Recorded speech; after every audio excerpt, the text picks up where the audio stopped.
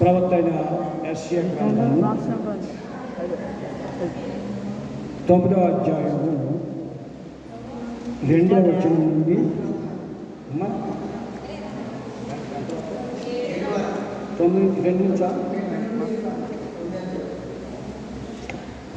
2వ వచనం నుండి 7వ వచనం వరకు ఈ విధంగా రాయబడి ఉన్నది.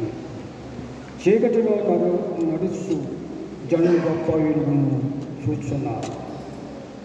మరణ సాయి గల దేశ నివాసుల మీద వెలుగు ప్రకాశించాను. నీవు జనములను విస్తరింపజేస్తున్నావు, వారు సంతోషమును వృద్ధిపరుస్తున్నావు.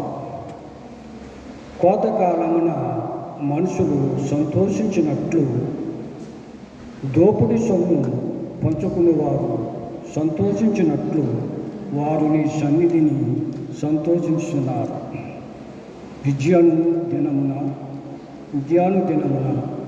జరిగించినట్లు వాణ్ణి బరువు కాడి నీవు విరిచి ఉన్నావు.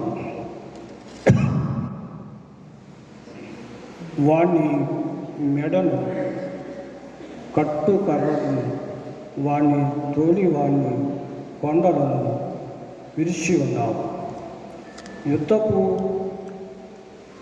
సందడి చేయు యూదులందరూ జోలును రక్తములో పొర్లాడుపడిన వస్త్రములను అగ్నిలో వేయబడి దహించబడును. ఏలైనగా మనకు శిశువు పుట్టెను, మనకు కుమారుడు అనుగ్రహించబడేను. ఆయన భుజం మీద రాజ్యభారం ఉండేను. ఆశ్చర్యకరుడు, ఆలోచనకర్త, బలవంతుడైన దేవుడు, నిత్యుడకు తండ్రి, సమాధానకర్తయకు అధిపతి అని అతనికి పేరు పెట్టబడును.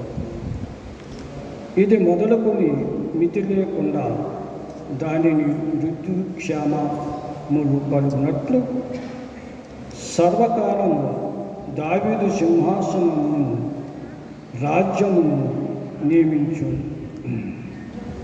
న్యాయము వలన నీతి వలన రాజ్యమును స్థిరపరచు. తకు అతడు సింహాసనాశుడై రాజ్య పరిపాలన చేయును. సైన్యములకు అధిపతియకు యెహోవా ఆసక్తి కలిగి దీనిని నెరవేర్చను. పరిశుద్ధ వాక్యం ఇంతతో పర్యంతరం.